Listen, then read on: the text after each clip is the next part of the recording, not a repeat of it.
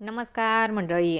Star प्रवाहावरील लग्नानंतर होईलच प्रेम या मालिकेच्या पुढील येणाऱ्या भागामध्ये आपण बघणार आहोत की पार्थ काव्याला परीक्षेच्या ठिकाणी सोडायला नकार देतो आणि बोलतो मला ऑफिसमध्ये सुट्टी मिळणार नाही.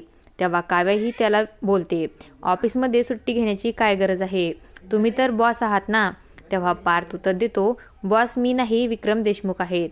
आणि काव्या ही पुढे बोलते फक्त बॉस नाही तर तुमचे वडील देखील आहेत, ते तुम्हाला सुट्टी देणार नाहीत का. आणि तेव्हा पार्थ हा काहीच उत्तर देत नाही. तेव्हा काव्या बोलते मला सांगा पार्थ देशमुख, तुम्हाला भीती वाटत आहे ना की तुम्ही पुन्हा एकदा माझ्या प्रेमामध्ये पडाल. आणि तेव्हा पार्थ त्यांच्याकडे पाहतच राहतो व तो काहीच उत्तर देत नाही.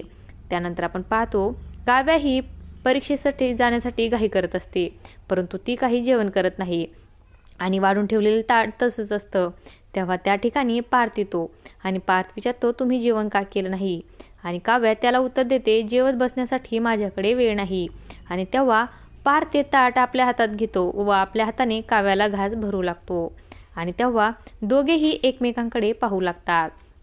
तर तिकडे आपण पाहतो जीवा आणि नंदिनी हे नंदिनीच्या मैत्रिणीच्या लग्नाला गेलेले असतात आणि ते दोघेही लग्नाच्या ठिकाणी प्रवेश करतात.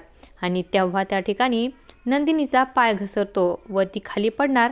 तेव्हा जीवा तिला अलगद मिठीमध्ये घेतो आणि त्यावेळेस आपण पाहतो नंदिनी ही जीवाकडे एक बघतच राहते.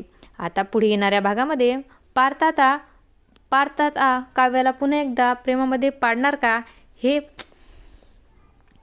आता पुढे येणाऱ्या भागामध्ये पार्थ हा काव्याला माफ करणार का, हे पाहणं अतिशय रंजक ठरणार आहे.